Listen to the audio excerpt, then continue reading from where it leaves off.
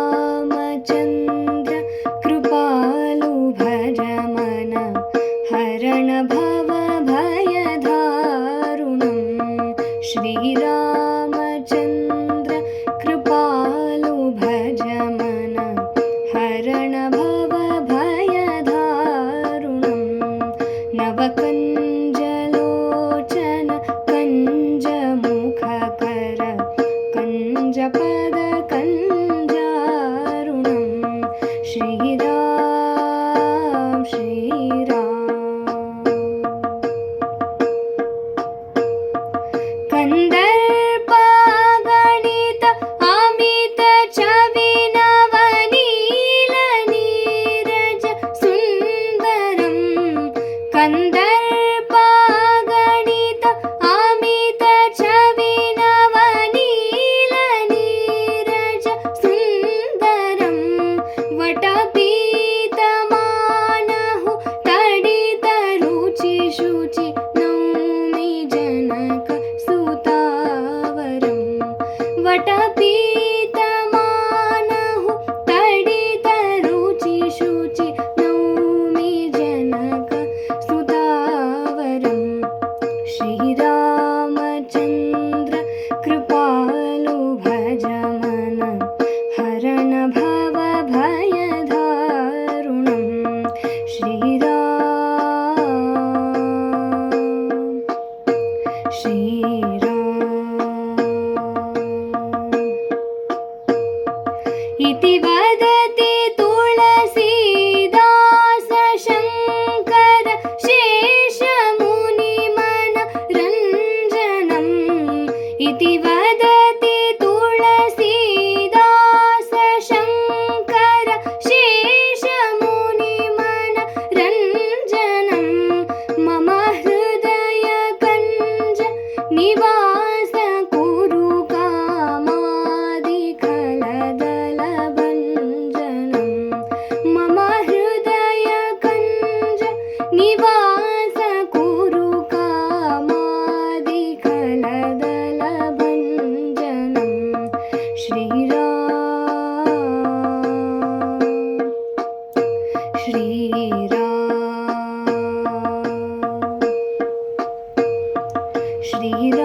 श्रीरामचन्द्र कृपालु भज मन हरण भव भयधारुणं नवकञ्जलोचन कञ्जमुखकर कञ्जपद कञ्जारुणं श्रीराम श्रीराम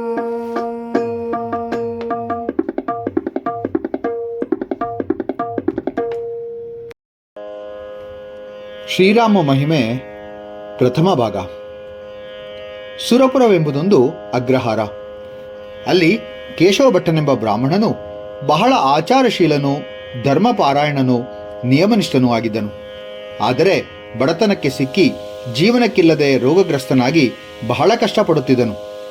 ಆದರೂ ಸತ್ಕಲ ಪ್ರಸೂತನಾದ ಆ ಬ್ರಾಹ್ಮಣನು ತನಗೆ ಎಷ್ಟೇ ಕಷ್ಟವಿದ್ದಾಗಿಯೂ ಸದಾಚಾರಯುಕ್ತನಾದ್ದರಿಂದ ಶಾಸ್ತ್ರರೀತಿ ಅರುಣೋದಯಕ್ಕೆ ಮುಂಚಿತವಾಗಿಯೇ ಎದ್ದು ಊರಿನ ಬಳಿ ಇದ್ದ ಮನೋಹರವಾದ ಸರೋವರಕ್ಕೆ ಹೋಗಿ ತನ್ನ ಪ್ರಾತಃ ಕಾಲ ನಿತ್ಯ ಕರ್ಮಗಳೆಲ್ಲವನ್ನೂ ತೀರಿಸಿಕೊಂಡು ದೇವತಾರ್ಚನೆಗಾಗಿ ತುಳಸಿ ಹೂಗಳನ್ನು ತೆಗೆದುಕೊಂಡು ಮನೆಗೆ ಬಂದು ಸ್ನಾನ ಮಾಡಿ ತನ್ನ ಇಷ್ಟದೇವನಾದ ಶ್ರೀರಾಮಚಂದ್ರ ಮೂರ್ತಿಯನ್ನು ಭಕ್ತಿಯಿಂದ ಪೂಜೆ ಮಾಡಿ ವೈಷದೇವ ಬಲಿಹರಣಗಳನ್ನು ತೀರಿಸಿ ಅತಿಥಿ ಅಭ್ಯಾಗತರನ್ನು ನಿಷ್ಠೆಯಿಂದ ಸತ್ಕರಿಸುತ್ತಾ ತನ್ನ ಸಂಸಾರದೊಂದಿಗೆ ಸುಖವಾಗಿದ್ದನು. ಬ್ರಾಹ್ಮಣ ವೇಷಧಾರಿಯಾದ ಶ್ರೀಮನ್ನಾರಾಯಣನು ಭಕ್ತರನ್ನು ಪರೀಕ್ಷಿಸಿ ಅವರಿಂದ ಮುಕ್ತಿ ಮಾರ್ಗವನ್ನು ತೋರಿಸುವುದು ಆತನ ವ್ಯಾಪಾರವಲ್ಲವೇ? ಭಕ್ತಿಯುತನಾದ ಈ ಕೇಶಭಟ್ಟನನ್ನು ಪರೀಕ್ಷಿಸಲೋಸಗ ಶ್ರೀಮನ್ನಾರಾಯಣನು ವೃದ್ಧ ಬ್ರಾಹ್ಮಣ ರೂಪದಲ್ಲಿ ಒಂದಾನೊಂದು ದಿನ ಈತನ ಮನೆಗೆ ಮಟಮಟ ಮಧ್ಯಾಹ್ನ ಬಂದನು. ಬ್ರಹ್ಮವರ್ಚಸ್ಸಿನಿಂದ ತೇಜೋಮಯನಾದ ಆ ವೃದ್ಧ ಬ್ರಾಹ್ಮಣನನ್ನು ಅರ್ಘ್ಯ ಪಾದಾದಿಗಳಿಂದ ಆಧರಿಸಿ ಆಸನದಲ್ಲಿ ಕುಳ್ಳರಿಸಿದನು. ಕೇಶವಭಟ್ಟ: ಹೇ ವಿಪ್ರರೇ, ಪಾಮರನಾದ ನನ್ನ ಮನೆಯು ಇಂದು ತಮ್ಮ ಪಾದಧೂಳಿಯಿಂದ ಪವಿತ್ರವಾಯಿತು. ನನ್ನ ಜನ್ಮವೂ ಸಹ ಸಾರ್ಥಕವಾಯಿತು. ತಾವು ಎಲ್ಲಿಂದ ಬರೋಣವಾಯಿತು? ತಮ್ಮ ನಾಮಧೇಯವೇನು? ಪಾಮರನ ಮನೆಗೆ ಬಂದ ಕಾರಣವೂ ತಾನೇ ಏನು? ವೃದ್ಧ ಬ್ರಾಹ್ಮಣ: ನಿನ್ನ ಹಿತೋಕ್ತಿಗಳು ಸಾಕು. ನನಗೆ ಹಸಿವು ಬಹಳವಾಗಿರುವುದರಿಂದ ಅದನ್ನು ಮೊದಲು ಪರಿಹರಿಸು. ಕೇಶವಭಟ್ಟ ಸ್ವಲ್ಪ ಹೊತ್ತು ಯೋಚಿಸಿ, ಎಲೆ ಬ್ರಾಹ್ಮಣನೇ, ಈಗ ನಮ್ಮ ಮನೆಯಲ್ಲಿ ಎಲ್ಲರೂ ಊಟ ಮಾಡಿರುವರು. ನಾನಾದರೋ ಅತ್ಯಂತ ದರಿದ್ರನು. ಆಯಾ ಹೊತ್ತಿಗೆ ಸಂಪಾದಿಸಿಕೊಂಡರೆ ಉಂಟು, ಇಲ್ಲವಾದರೆ ಆ ದಿನ ಉಪವಾಸವೇ. ವೃದ್ಧ ಬ್ರಾಹ್ಮಣ, ಎಲೆ ಭಟನೆ, ಈ ನಿನ್ನ ಪುರಾಣವು ನನಗೆ ಬೇಕಾಗಿಲ್ಲ. ನನ್ನ ಹಸಿವನ್ನು ಹೋಗಲಾಡಿಸಿವೆಯೋ ಇಲ್ಲವೋ ಹೇಳು. ಕೇಶವಭಟ್ಟ, ವಿಪ್ರರೇ, ಇಷ್ಟು ಕೋಪಿಸಲಾಗದು. ನನ್ನ ಮೊಮ್ಮಗಳ 2 ಹೊತ್ತಿನ ಊಟಕ್ಕಾಗಿ ಇಟ್ಟಿರುವ ಒಂದು ತುತ್ತು ಅನ್ನವನ್ನಾದರೂ ತಂದು ಬಡಿಸುವೆನು ಎಂದು ಹೇಳಿ ಅಡಿಗೆ ಮನೆಗೆ ಹೋದನು. ವೃದ್ಧ ಬ್ರಾಹ್ಮಣನಿಗೆ ಮಾತು ಕೊಟ್ಟು ಅಡಿಗೆ ಮನೆಯಲ್ಲಿ ತನ್ನ ಪತ್ನಿಯು ಮೊಮ್ಮಗಳ ಸಲುವಾಗಿ ಕೊಂಚ ಅನ್ನವನ್ನು ಮುಚ್ಚಿಟ್ಟಿದ್ದ ಜಾಗವನ್ನು ನೋಡಲು ಮುಚ್ಚಳವು ಬೇರೆಯಾಗಿದ್ದಿತ್ತು. ಗಾಬರಿಯಿಂದ ಹತ್ತಿರಕ್ಕೆ ಹೋಗಿ ನೋಡಲು ಅನ್ನವಿರಲಿಲ್ಲ.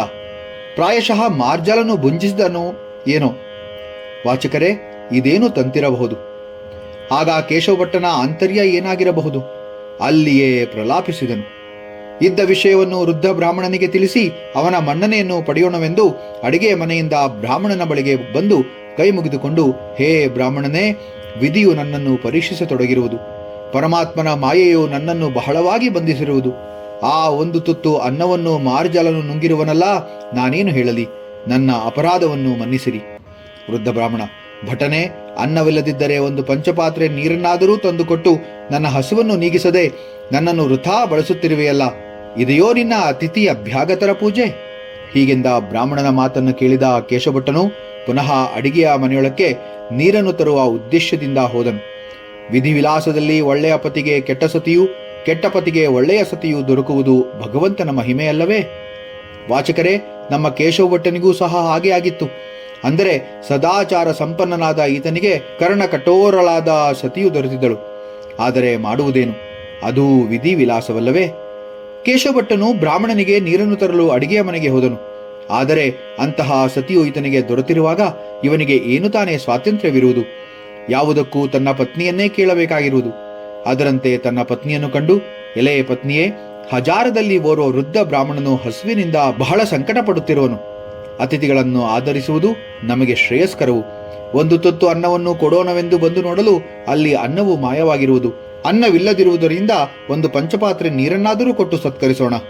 ಆದ್ದರಿಂದ ನಿರ್ಮಲವಾಗಿ ಒಂದು ಪಂಚಪಾತ್ರೆಯಲ್ಲಿ ಶುದ್ಧವಾದ ಜಲವನ್ನು ತೆಗೆದುಕೊಂಡು ಹೋಗಿ ಆ ಬ್ರಾಹ್ಮಣನನ್ನು ಸತ್ಕರಿಸುವೆನು. ಕೇಶವಭಟ್ಟನ ಹೆಂಡತಿ ಕೋಪೋದ್ರೇಕದಿಂದ, ಏನು, ಬ್ರಾಹ್ಮಣನನ್ನು ಸತ್ಕರಿಸುವುದೇ? ಅವನೇನು ನಮಗೆ ಹೊರಸಿಕೊಡುವನೋ? ಬಾವಿಗೆ ಹೋಗಿ ನೀರು ತರುವವರಿಗಾದರೆ ಅದರ ಕಷ್ಟ ಗೊತ್ತಾಗುವುದು. ನೀರು ಇಲ್ಲ, ಏನೂ ಇಲ್ಲ, ಹೋಗಿ ಎಂದು ಮುಖಗಂಟಿನಿಂದ ಪತಿಯನ್ನು ಗದರಿಸಿದಳು. ಕೋಪೋದ್ರೇಕದಿಂದ ಉತ್ತರವಿತ್ತ ತನ್ನ ಸತಿಯನ್ನು ಕುರಿತು, ಎಲೆ ಸತಿಯೇ, ನಿನಗೆ ಅಷ್ಟು ಕಷ್ಟವಾಗಿದ್ದರೆ ನಾನು ರಾತ್ರಿಗೆ ಕುಡಿಯಬೇಕಾಗಿರುವ ಒಂದು ಪಂಚಪಾತ್ರೆ ನೀರನ್ನು ನನಗೆ ಈಗಲೇ ಕೊಟ್ಟು ಬಿಡು. ನಾನು ರಾತ್ರಿ ನೀರನ್ನೇ ಕುಡಿಯುವುದಿಲ್ಲ ಎಂದು ಹೇಳಿ ಒಂದು ಪಂಚಪಾತ್ರೆಯ ನೀರನ್ನು ತೆಗೆದುಕೊಂಡು ಬಂದು ಬ್ರಾಹ್ಮಣನಿಗೆ ಕೊಟ್ಟನು. ವೃದ್ಧ ಬ್ರಾಹ್ಮಣ ಇವರ ಕಷ್ಟದಸೆಯ ಆದ್ಯಂತವೆಲ್ಲವನ್ನೂ ಅರಿತು, ಎಲೆ ಬ್ರಾಹ್ಮಣನೇ, ನಿನ್ನ ಭಕ್ತಿಗೆ ಮೆಚ್ಚಿದನು. ಈ ನಿನ್ನ ದಾರಿದ್ರ್ಯವು ಮಾಯವಾಗಲು ನಿನಗೆ ಶ್ರೀರಾಮ ಕಥಾ ಮತ್ತು ಪೂಜೆಯನ್ನು ತಿಳಿಸುವೆನು. ಅದರಂತೆ ನೀನು ಪ್ರತಿ ಶನಿವಾರವೂ ಆಚರಿಸುವುದೇ ಆದರೆ ನಿನ್ನ ವಿಶಿಷ್ಟ ಕಷ್ಟಗಳು ನಾಶವಾಗಿ ಅತ್ಯಂತ ಸುಖ ಪಡುವೆ ಎಂದು ಉಪದೇಶಿಸಿ ವೃದ್ಧ ಬ್ರಾಹ್ಮಣ ರೂಪಿಯಾದ ಶ್ರೀಮನ್ನಾರಾಯಣನು ಅಂತರ್ಧಾನನಾದನು. ಶ್ರೀರಾಮ ಕಥಾ ಮತ್ತು ಪೂಜಾಕ್ರಮ. ಪ್ರತಿ ಶನಿವಾರವೂ ಸೂರ್ಯೋದಯಕ್ಕೆ ಮುಂಚಿತವಾಗಿ ಎದ್ದು ಮನೆಯನ್ನು ಗೋಮಯದಿಂದ ಸಾರಿಸಿ ದೇವರ ಪಾತ್ರೆಗಳೆಲ್ಲವನ್ನೂ ಶುದ್ಧವಾಗಿ ತೊಳೆದಿಟ್ಟುಕೊಂಡು ಸರೋವರ, ವಾಪಿ, ಕೂಪ, ತಾಟಕಾದಿ ಯಾವುದರಲ್ಲಾದರೂ ಸ್ನಾನ ಮಾಡಿ ದೇವತಾರ್ಚನೆಗೆ ಪತ್ರ ಪುಷ್ಪಾದಿಗಳನ್ನು ಸಂಗ್ರಹಿಸಿಕೊಂಡು ಜಪತಪಾದಿಗಳನ್ನು ತೀರಿಸಿಕೊಂಡು ಶ್ರೀರಾಮ ನೈವೇದ್ಯಕ್ಕಾಗಿ 5 ಭಾಗ ತುಪ್ಪ ಇವುಗಳನ್ನು ಬೆರೆಸಿ ಪುಣ್ಯವಾರದ ಉಂಡೆಗಳನ್ನು ಮಾಡಿ ಶ್ರೀರಾಮಚಂದ್ರನನ್ನು ಭಕ್ತಿಯಿಂದ ಪೂಜಿಸಿ ಮಾಡಿದ ಅಡಿಗೆಯನ್ನು ಉಂಡೆಗಳನ್ನು ನೈವೇದ್ಯ ಸಮರ್ಪಣೆ ಮಾಡಿ ದೀನಬಂಧೋ, ಅನಾಥ ರಕ್ಷಕ, ಆಪದ್ ಬಾಂಧವ, ದಯಾಸಿಂಧೋ, ಜಾನಕಿ ರಾಮ, ದಶರಥ ರಾಮ, ರಾಮಚಂದ್ರ, ನಮ್ಮ ಕಷ್ಟಗಳನ್ನು ಪರಿಹರಿಸಿ ನಮ್ಮನ್ನು ಕಾಪಾಡು ಎಂಬುದಾಗಿ ತಮ್ಮ ಮನದಿಷ್ಟಾರ್ಥಗಳನ್ನು ಪ್ರಾರ್ಥಿಸಿಕೊಂಡು ಪ್ರದಕ್ಷಿಣೆ ನಮಸ್ಕಾರ ಮಾಡಿ ನೈವೇದ್ಯ ಉಂಡೆಗಳನ್ನು ಸಮಭಾಗವಾಗಿ ಬ್ರಾಹ್ಮಣರಿಗೂ ಮುತ್ತೈದೆಯರಿಗೂ ಬಂಧು ಮಿತ್ರರಿಗೂ ಕೊಟ್ಟ ನಂತರ ತನ್ನ ಮನೆಯವರು ಭುಂಜಿಸಿ ಭಗವದ್ಧ್ಯಾನದಿಂದ ಕಾಲ ಕಳೆಯಬೇಕು. ಹೀಗೆ ಪ್ರತಿ ಶನಿವಾರವೂ ಈ ಪೂಜೆಯನ್ನು ಯಾರು ತಪ್ಪದೇ ಮಾಡುವರೋ ಅವರು ಇಹಲೋಕದಲ್ಲಿ ಸುಖವನ್ನು, ಪರಲೋಕದಲ್ಲಿ ಮುಕ್ತಿಯನ್ನು ಪಡೆಯುವರು. ಮೇಲ್ಕಂಡಂತೆ ವೃದ್ಧ ಬ್ರಾಹ್ಮಣನಿಂದ ಉಪದೇಶಿಸಲ್ಪಟ್ಟ ಶ್ರೀ ರಾಮಕಥಾ ಮತ್ತು ಪೂಜೆಯನ್ನು ತಪ್ಪದಂತೆ ಕೇಶವಭಟ್ಟನು ಆಚರಿಸುತ್ತಿರಲು ಆ ಶ್ರೀರಾಮ ಕೃಪೆಯಿಂದ ಸಕಲೈಶ್ವರ್ಯವನ್ನು ಪಡೆದನು. ಹೀಗಿರಲು ಐಶ್ವರ್ಯದೊಂದೊಡಗು ಹಿಡಿದ ಕೇಶವಭಟ್ಟನು ದಾನ ಧರ್ಮಗಳನ್ನು ಮಾಡಿ ಮಾತಾಪಿತೃಗಳಿಗೆ ಪಿಂಡ ಪ್ರದಾನ ಮಾಡಿ ಋಣಮುಕ್ತನಾಗಲು ಭಾಗೀರಥಿ ಯಾತ್ರಾ ಸ್ನಾನಮಗ್ನನಾಗಿ ಸತಿಯನ್ನು ಕುರಿತು, ಎಲೆ ಸಾಧ್ವಿಯೇ, ನಾವು ಹಿಂದೆ ಬಡತನದಿಂದ ಯಾತ್ರೆಗಳನ್ನು ಮಾಡಲಿಲ್ಲ. ಈಗ ಶ್ರೀರಾಮನ ಕೃಪೆಯಿಂದ ನಮಗೆ ಅತ್ಯಂತ ಐಶ್ವರ್ಯವು ಪ್ರಾಪ್ತಿಯಾಗಿರುವುದು. ಆದ್ದರಿಂದ ನಾವು ಭಾಗೀರಥಿ ಯಾತ್ರೆಗೆ ಹೋಗಿ ಆ ಪವಿತ್ರ ನದಿಯಲ್ಲಿ ಮಿಂದು ನಮ್ಮ ಮಾತಾಪಿತೃಗಳಿಗೆ ಪಿಂಡ ಪ್ರದಾನ ಮಾಡಿ ಋಣಮುಕ್ತರಾಗಿ ಬರೋಣ ಬಾ ಎಂದು ಹೇಳಿದನು. ಎಂದೂ ಕಾಣದ ಬಿಕನಾಶಿಯಾದ ಈತರ ಸತಿಯು, ಎಲೆಯ ಪತಿಯೇ, ನಿಮಗೆ ಹುಚ್ಚು ಹಿಡಿದಿರಬಹುದು, ನೀವೇ ಮುಕ್ತರಾಗಿರಿ. ದೇವರು ಕೊಟ್ಟಾಗ ಐಶ್ವರ್ಯ ಸುಖವನ್ನು ಅನುಭವಿಸದೆ ಯಾತ್ರೆ ಮಾಡಬೇಕಂತೆ. ನನಗೆ ಯಾವುದೂ ಬೇಡ, ನಾನು ಮನೆಯಲ್ಲಿಯೇ ಸೌಖ್ಯವಾಗಿರುವೆನೆಂದು ಹೇಳಿದ ಸತಿಯ ಮಾತನ್ನು ಕೇಳಿ ಅವಳ ಕರ್ಮಶ್ಲೇಷವು ಕಳೆದಿಲ್ಲವೆಂದು ಭಾವಿಸಿ ಶ್ರೀರಾಮ ಪೂಜೆ ಆಚರಿಸಿ ಬ್ರಾಹ್ಮಣ ಸುಹಾಸಿನಿಯರ ಸಮಾರಾಧನೆಯನ್ನು ಮಾಡಿ ಅವರುಗಳನ್ನು ಭೂರಿ ದಕ್ಷಿಣೆಗಳಿಂದ ತೃಪ್ತಿಪಡಿಸಿ ಮಗನಾದ ನಾರಾಯಣ ಭಟ್ಟನಿಗೆ ಶ್ರೀರಾಮ ಪೂಜೆಯನ್ನು ತಪ್ಪದೆ ಆಚರಿಸುವಂತೆ ಹೇಳಿ ತಾನು ಯಾತ್ರೆಗೆ ಹೊರಟನು. ದ್ವಿತೀಯ ಭಾಗ. ತಂದೆಯಿಂದ ಆಜ್ಞಾಪ್ತನಾದ ನಾರಾಯಣ ಭಟ್ಟನು ವಿಧಿ ಪ್ರಕಾರ ಶ್ರೀರಾಮ ಪೂಜೆಯನ್ನು ಪ್ರತಿ ಶನಿವಾರವೂ ತಪ್ಪದೆ ಆಚರಿಸುತ್ತಿದ್ದನು. ಹೀಗಿರಲು ಒಂದು ದಿನ ನಾರಾಯಣ ಭಟ್ಟನು ಯಥಾಪ್ರಕಾರದಂತೆ ಶ್ರೀರಾಮ ಪೂಜೆಯನ್ನು ಮಾಡಿ ತಾಯಿಯನ್ನು ಕುರಿತು, ಅಮ್ಮ, ಶ್ರೀರಾಮನ ಕಥೆಯನ್ನು ಹೇಳುವೆನು, ಕೇಳಲು ಬಾರಮ್ಮ ಎಂದು ಕರೆದನು. ತಾಯಿ, ಈಗ ಎಲ್ಲಿ ಹೇಳುವೆ? ಮಧ್ಯಾಹ್ನವಾಗಿರುವುದು, ಊಟದ ವೇಳೆಯು.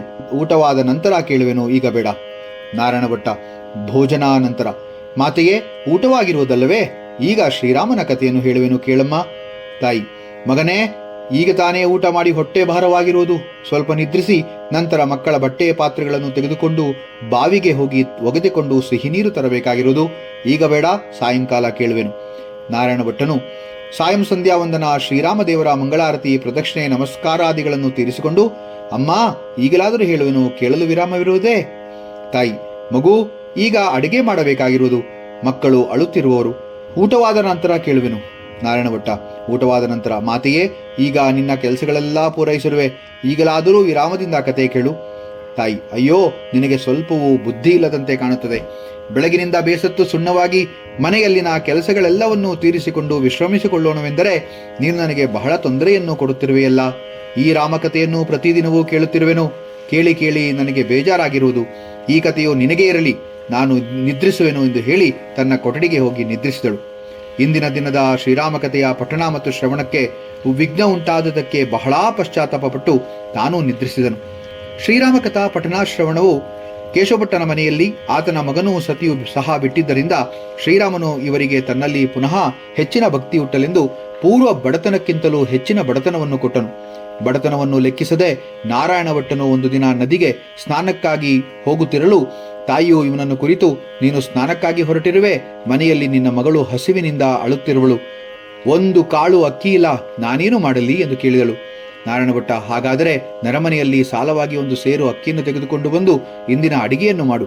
ತಾಯಿ, ನಾನು ಯಾರನ್ನೂ ಸಾಲ ಕೇಳುವುದಿಲ್ಲ, ಸಾಲ ತಂದವರಿಗೆ ತೀರಿಸುವುದು ತಾನೇ ಏನು, ನೀನೇ ಎಲ್ಲಾದರೂ ಸಾಲ ತಂದು ಕೊಟ್ಟು ಹೋಗು. ನಾರಾಯಣ ಭಟ್ಟ, ಅಮ್ಮ, ನನಗೆ ಯಾರು ಸಾಲ ಕೊಡುವರು? ಶ್ರೀರಾಮ ಕಟಾಕ್ಷವು ನಮಗೆ ತಪ್ಪಿ ಹೋಯಿತು. ತಾಯಿ, ರಾಮ ಕಟಾಕ್ಷವು ತಪ್ಪಿ ಹೋದರೆ 4 ಮನೆ ಭಿಕ್ಷೆ ಬೇಡಿಕೊಂಡು ಬಾ, ಅದೆಲ್ಲ ನನಗ್ಯಾಕೆ ಹೇಳುವೆ? ನಾರಾಯಣ ಭಟ್ಟ, ಅಮ್ಮ, ಹಾಗಾದರೆ ಭಿಕ್ಷಕ್ಕಾದರೂ ಹೋಗುವೆನು, ಒಂದು ತಂಬಿಗೆಯನ್ನು ಕೊಡು. ತಾಯಿ ಮನೆಯಲ್ಲಿನ ಪಾತ್ರೆಗಳೆಲ್ಲವನ್ನು ಹುಡುಕಿ ಒಡಕು ತಂಬಿಗೆಯೊಂದಕ್ಕೆ ಹುಣಸೆನನ್ನು ಮೆತ್ತಿ ಅದನ್ನು ತಂದು ಮಗನ ಕೈಗಿತ್ತಳು. ನಾರಾಯಣ ಭಟ್ಟ ತಂಬಿಗೆಯನ್ನು ತೆಗೆದುಕೊಂಡು, ಹಾ ಶ್ರೀರಾಮಚಂದ್ರ, ನಿನ್ನಲ್ಲಿ ನನ್ನ ಅಪರಾಧವೇನಿರುವುದು? ನನ್ನನ್ನು ಹೆಚ್ಚಿಗೆ ಪರೀಕ್ಷಿಸಲೋಸುಗ ನನಗೀಗತೆಯನ್ನು ಕೊಟ್ಟೆಯಾ? ಚಿಂತೆಯಿಲ್ಲ, ಈ ಭಿಕ್ಷಾಟನೆಯಲ್ಲಾದರೂ ನಿನ್ನ ರಾಮನಾಮ ಸವಿಯನ್ನು ಬಿಡುವುದಿಲ್ಲವು. ಜೈ ರಘುವೀರ ಸಮರ್ಥ ಎಂದು ಸುರಪುರದ ಬೀದಿಯಲ್ಲಿ ಭಿಕ್ಷಕ್ಕೆ ಹೊರಟನು. ರಘುಪತಿ ರಾಘವ ರಾಜಾರಾಮ್, ಪತೀತ ಪಾವನ ಸೀತಾರಾಮ್, ಭಕ್ತ ಪೋಷಕ ರಾಜಾರಾಮ್, ಮುಕ್ತಿ ಪ್ರದಾಯಕ ಸೀತಾರಾಮ್, ಭವಭಯ ಭಂಜನ ರಾಜಾರಾಮ್, ಭವ್ಯ ವಿಭಂಜನ ಸೀತಾರಾಮ್, ಜಾನಕಿ ವಲ್ಲಭ ಜೈ ಜಯ ರಾಮ್, ರಾಮ ರಾಮ ರಘು ರಾಜಾರಾಮ್, ರಾಜಾರಾಮ್ ರಾಜಾರಾಮ್.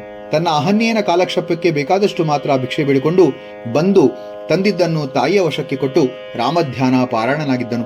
ವಾಚಕರೇ, ನಾರಾಯಣ ಭಟ್ಟನ ಚರಿತ್ರೆಯನ್ನು ಸದ್ಯಕ್ಕೆ ಇಲ್ಲಿಯೇ ನಿಲ್ಲಿಸಿ ಕೇಶವಭಟ್ಟನ ವಿಚಾರವನ್ನು ಸ್ವಲ್ಪ ತಿಳಿದುಕೊಳ್ಳೋಣ. ರಾಮಧ್ಯಾನ ಮಾಡುತ್ತಾ ಕಾಲ್ನಡಿಗೆಯಲ್ಲಿ ಕೇಶವಭಟ್ಟನು 6 ತಿಂಗಳ ಪ್ರಯಾಣ ಮಾಡಿ ಕಾಶಿ ಕ್ಷೇತ್ರವನ್ನು ಸೇರಿ ಅಲ್ಲಿ 90 ದಿವಸಗಳ ವಾಸ ಮಾಡಿದನು. ಇಲ್ಲಿ ಇರುವವರಿಗೂ ಪ್ರತಿದಿನ ಪಾವನಳಾದ ಗಂಗೆಯಲ್ಲಿ ಮಿಂದು ತನ್ನ ಮಾತಾಪಿತೃಗಳಿಗೆ ಪಿಂಡ ಪ್ರದಾನ ಕೊಟ್ಟು ವಿಶ್ವೇಶ್ವರನ ಸಂದರ್ಶನ ಮಾಡಿಕೊಂಡು ರಾಮಭಕ್ತ ಪಾರಾಯಣನಾಗಿ 90 ದಿನಗಳಿದ್ದು ನಂತರ ಗಂಗಾ ಸಮೇತನಾಗಿ ಕಾಲ್ನಡಿಗೆಯಲ್ಲಿಯೇ ತನ್ನ ವಾಸಸ್ಥಾನವಾದ ಸುರಪುರಕ್ಕೆ ಬಂದನು. ಊರೆಲ್ಲ ಹುಡುಕಿದರೂ ತನ್ನ ಮನೆಯ ಗುರುತೇ ಸಿಕ್ಕಲಿಲ್ಲವು. ಹೆಂಡತಿಯ ಹೆಸರು ಹಿಡಿದು ಕೂಗುತ್ತಾ ಬೀದಿಯಲ್ಲಿ ಅಲೆದನು. ಯಾವುದೋ ಒಂದು ಮನೆಯೊಳಗಿನಿಂದ ತಲೆಯ ಕೂದಲನ್ನು ಕೆದರಿಕೊಂಡು ಮಲಿನ ವಸ್ತ್ರವನ್ನುಟ್ಟ ಸ್ತ್ರೀ ವ್ಯಕ್ತಿಯೊಂದು ಈತನನ್ನು ಗುರುತಿಸಿ ಇದೇಕೆ ಹೀಗೆ ಕಿರಿಚಿಕೊಳ್ಳುವಿರಿ? ಇಷ್ಟು ದಿವಸ ಯಾತ್ರೆಗೆ ಹೋಗಿದ್ದವರಿಗೆ ಮನೆಯ ಗುರುತೇ ಸಿಕ್ಕಲಿಲ್ಲವೋ? ಹುಡುಕಿಕೊಂಡು ಹೋದ ಶ್ರೀರಾಮನನ್ನು ಕರೆದುಕೊಂಡು ಬಂದಿರೋ? ಇದೇ ಮನೆ, ಒಳಗೆ ಬನ್ನಿ. ಮನೆಯ ಕಡೆ ತಾಪತ್ರಯವೇನಾದರೂ ತಮಗೆ ಇದ್ದೀತೆ? ಯಾವ ಗಂಡಸಾದರೂ ಹೀಗೆ ತಿಂಗಳಾನುಗಟ್ಟಲೆ ಹೆಂಡತಿ ಮಕ್ಕಳನ್ನು ಬಿಟ್ಟು ಹೋಗೋನೆ? ನಿಮಗೇಕೆ ಇಂತಹ ದುರ್ಬುದ್ಧಿ ಹುಟ್ಟಿತೋ ನಾಕಾಣೆ? ಸದ್ಯಕ್ಕೆ ಇಷ್ಟು ಮಟ್ಟಿಗೆ ಜೀವಂತರಾಗಿ ಬಂದರಲ್ಲ, ಅಷ್ಟೇ ಸಾಕು. ಕೇಶವ ಭಟ್ಟ, ಪತ್ನಿಯೇ, ಬಾಗಿಲಿಗೆ ಬರುವಾಗಲೇ ಕಠೋರ ಮಾತುಗಳನ್ನಾಡುವೆಯಲ್ಲ, ಆಡಬಾರದು. ಒಳಗೆ ನಡೆ. ಶ್ರೀರಾಮನನ್ನು ನಿಂದಿಸಬಾರದೆಂದು ಹೇಳುತ್ತಾ ಸತಿಯೊಂದಿಗೆ ಒಳಗೆ ತಂದಿದ್ದ ಗಂಗೆಯನ್ನು ದೇವರ ಮುಂದಿಟ್ಟು, ಪ್ರಿಯೇ, ನಿನ್ನನ್ನು ನಾನು ಯಾತ್ರೆಗೆ ಕರೆದಾಗ ನಾನು ಇಲ್ಲಿ ಸುಖವನ್ನು ಅನುಭವಿಸುವೆನು, ಯಾತ್ರೆಗೆ ಬರುವುದಿಲ್ಲ ಎಂದು ಹೇಳಿದೆಯಲ್ಲ. ಈಗ ಈ ಸೌಖ್ಯವೆಲ್ಲವೂ ಮಾಯವಾಗಲು ಕಾರಣವೇನೆಂಬುದನ್ನಾದರೂ ತಿಳಿದಿರುವೆಯಾ? ಹೀಗೆ ಸತಿಪತಿಗಳು ಮಾತನಾಡುತ್ತಿರುವಾಗ ಭಿಕ್ಷಾಟನೆಗೆ ಹೋಗಿದ್ದ ನಾರಾಯಣ ಭಟ್ಟನು ಆಗಮಿಸಿದನು. ನಾರಾಯಣ ಭಟ್ಟನು ತನ್ನ ತಂದೆಗೆ ಸಾಷ್ಟಾಂಗ ಪ್ರಣಾಮ ಮಾಡಿ ಕೈ ಮುಗಿದುಕೊಂಡು ನಿಂತನು. ಕೇಶವಭಟ್ಟ, ಮಗನೇ, ಇದೇನು ನಮ್ಮ ಐಶ್ವರ್ಯವೆಲ್ಲವೂ ಹೀಗೆ ಮಾಯವಾಗಲು ಕಾರಣವೇನು? ನೀನು ನನ್ನ ಆಜ್ಞೆಯಂತೆ ಶ್ರೀರಾಮಕಥಾ ಮತ್ತು ಪೂಜೆಯನ್ನು ತಪ್ಪದೇ ಪ್ರತಿದಿನವೂ ಆಚರಿಸುತ್ತಿದ್ದೆಯಾ? ನಾರಾಯಣ ಭಟ್ಟ, ತಂದೆಯೇ, ಏನು ಹೇಳಲಿ, ನಿಮ್ಮ ಆಜ್ಞೆಯನ್ನು ತಪ್ಪದೇ ನೆರವೇರಿಸುತ್ತಿದ್ದೆನು. ಆದರೆ ದುರಾದೃಷ್ಟದಿಂದ ಮಾತೆಯೂ ಅದಕ್ಕೆ ಕಿವಿಗೊಡದಿರಲು ನಾನು ದಿಗ್ಭ್ರಾಂತನಾಗಿ ಕಥೆಯನ್ನು ಹೇಳದೆ ಮಲಗಿಬಿಟ್ಟೆನು. ಬೆಳಗ್ಗೆ ಎದ್ದು ನೋಡುವಲ್ಲಿ ಮನೆಯು ಈ ರೀತಿಯಾಗಿತ್ತು. ಕೇಶವಭಟ್ಟ ಈ ಮಾತುಗಳನ್ನು ಕೇಳಿದೊಡನೆ ಕೋಪಗೊಂಡವನಾಗಿ, ನೀನೂ ಸರಿಯೇ, ನಿನ್ನ ತಾಯಿಯೂ ಸರಿಯೇ. ನೀನು ಮಾಡಿದ ಈ ಮಹಾಪರಾಧಕ್ಕೆ ಈ ಕ್ಷಣ ನನಗೆ ಮುಖವನ್ನು ತೋರಿಸದೆ ಹೊರಟು ಹೋಗು. ನೀನು ಎಂದು ಶ್ರೀರಾಮನ ದರ್ಶನವನ್ನು ಮಾಡಿಕೊಂಡು ಆತನಿಂದ ವರವನ್ನು ಪಡೆದುಕೊಂಡು ಬರುವೆಯೋ ಅಂದು ನಿನ್ನ ಮುಖವನ್ನು ತೋರಿಸು ಎಂದು ಹೇಳಿದನು. ನಾರಾಯಣ ಭಟ್ಟನು ತಂದೆಯ ಆಜ್ಞೆಯನ್ನು ಶಿರಸಾವಹಿಸಿ ಮಾತಾ ಪಿತೃಗಳಿಗೆ ವಂದಿಸಿ ಶ್ರೀರಾಮನನ್ನು ಹುಡುಕುವ ಉದ್ದೇಶದಿಂದ ಹೊರಟು ಆ ವರ್ತಮಾನವನ್ನು ತನ್ನ ಸತಿಗೆ ತಿಳಿಸಲು ಸಹ ಅವಳ ಕೊಠಡಿಗೆ ಹೋಗಿ ವೃತ್ತಾಂತವನ್ನು ತಿಳಿಸಲು ಆಕೆಯು, ನೀವೇನೋ ಹೋಗಬಹುದು, ಆದರೆ ನಿಮ್ಮ ಮಗಳನ್ನು ಮಾತ್ರ ಕರೆದುಕೊಂಡು ಹೋಗುವುದು, ಒಂದು ಗಳಿಗೆಯೂ ಬಿಡಕೂಡದು ಎಂದು ಹೇಳಿದಳು. ನಾರಾಯಣ ಭಟ್ಟ, ಪ್ರಿಯೇ, ಇದೇನು ಹೀಗೆ ಹೇಳುವೆ? ನಾನು ಆಹಾರವಿಲ್ಲದೆ ಅರಣ್ಯ ಸಂಚಾರದಿಂದ ಶ್ರೀರಾಮನನ್ನು ಹುಡುಕಬೇಕಾಗಿದೆ. ಮಗಳನ್ನು ಹೇಗೆ ಕರೆದುಕೊಂಡು ಹೋಗಲಿ? ನೀನೇ ಯೋಚಿಸು. ಈ ಉಪದೇಶವು ಬೇಕಿಲ್ಲವೆಂದು ಹೇಳಿ ನೆರೆಮನೆಯಲ್ಲಿ ಆಡುತ್ತಿದ್ದ ಮಗಳನ್ನು ಕರೆದುಕೊಂಡು ಬಂದು ಗಂಡನ ಬಳಿಗೆ ಬಿಟ್ಟಳು. ಎದುರು ಮಾತನಾಡದೆ ನಾರಾಯಣ ಭಟ್ಟನು ತನ್ನ ದುರ್ವ್ಯವಸ್ಥೆಗೆ ನೊಂದು ಮಗಳನ್ನು ಹೆಗಲ ಮೇಲೆ ಕುಡಿಸಿಕೊಂಡು ಶ್ರೀರಾಮ ಭಜನೆ ಮಾಡುತ್ತಾ ಪಿತೃವಾಕ್ಯ ಪರಿಪಾಲನೆಗೆ ಪ್ರಯಾಣವನ್ನು ಮಾಡಿದನು. ರಾಮ ಮಂತ್ರವ ಜಪಿಸೋ ಹೇ ಮನುಜ, ರಾಮ ಮಂತ್ರವ ಜಪಿಸೋ, ರಾಮ ಮಂತ್ರವ ಜಪಿಸೋ ಹೇ ಮನುಜ, ರಾಮ ಮಂತ್ರವ ಜಪಿಸೋ. ಆ ಮಂತ್ರ ಈ ಮಂತ್ರ ನೆಚ್ಚಿನಿ ಕೆಡಬೇಡ, ಆ ಮಂತ್ರ ಈ ಮಂತ್ರ ನೆಚ್ಚಿನಿ ಕೆಡಬೇಡ, ಸೋಮಶೇಖರ ತನ್ನ ಭಾಮೆಗೆ ಬೇಡಿದ ಮಂತ್ರ, ರಾಮ ಮಂತ್ರವ ಜಪಿಸೋ ಹೇ ಮನುಜ, ರಾಮ ಮಂತ್ರವ ಜಪಿಸೋ. ಕುಲಹೀನನಾದರೂ ಕೂಗಿ ಜಪಿಸುವ ಮಂತ್ರ, ಸೆಲೆಬೀದಿಯೋಳು ಉಚ್ಚರಿಪ ಮಂತ್ರ, ಹಲವು ಪಾಪಂಗಳ ಹತಗೆಡಿಸುವ ಮಂತ್ರ, ಹಲವು ಪಾಪಂಗಳ ಹತಗೆಡಿಸುವ ಮಂತ್ರ, ಸುಲಭದಿಂದಲೇ ಸ್ವರ್ಗ ಸೂರೆಗೊಂಬುವ ಮಂತ್ರ, ರಾಮ ಮಂತ್ರವ ಜಪಿಸೋ ಹೇ ಮನುಜ, ರಾಮ ಮಂತ್ರವ ಜಪಿಸೋ, ರಾಮ ಮಂತ್ರವ ಜಪಿಸೋ ಹೇ ಮನುಜ, ರಾಮ ಮಂತ್ರವ ಜಪಿಸೋ.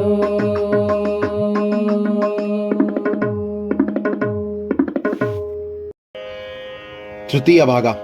ರಾಮಧ್ಯಾನಾಸಕ್ತನಾಗಿ ಹೊರಟ ನಾರಾಯಣ ಭಟ್ಟನು ಮಗಳನ್ನು ಹೆಗಲ ಮೇಲೆ ಹೊತ್ತುಕೊಂಡು ಹೆಜ್ಜೆ ಹೆಜ್ಜೆಗೂ ರಾಮಧ್ಯಾನ ಮಾಡುತ್ತಾ ಹೋಗುತ್ತಿರಲು ಎದುರಾಗಿ ಬಂದ ಯವನಸ್ಥರುಗಳನ್ನು ಈ ಕೆಳಗಂಡಂತೆ ಪ್ರಶ್ನಿಸಿದನು.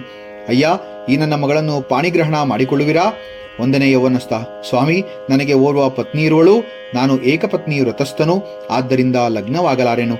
ಎರಡನೇ ಯವನಸ್ಥ, ಅಯ್ಯ, ನನಗಿರುವ ಒಬ್ಬ ಹೆಂಡತಿಯನ್ನೇ ಸಾಕುವುದು ಬಹಳ ಕಷ್ಟವು, ಈ ಹುಡುಗಿಯನ್ನು ಹೇಗೆ ಮದುವೆ ಮಾಡಿಕೊಳ್ಳಲಿ, ಆಗಲಾರದು. ನಾರಾಯಣ ಭಟ್ಟ, ಆಹಾ ವಿಧಿಯೇ, ನಾನಾಗಿ ಹೆಣ್ಣನ್ನು ಕೊಡಲು ಹೋದರೂ ಬೇಡವೆನ್ನುವರಲ್ಲ, ಇದೇನು ವಿಚಿತ್ರವು, ಇದೆಲ್ಲವೂ ರಾಮಮಾಯೆ ಎಂದು ಮುಂದೆ ಹೋಗುತ್ತಿರಲು ಒಂದು ಗ್ರಾಮವು ಸಿಕ್ಕಿತು.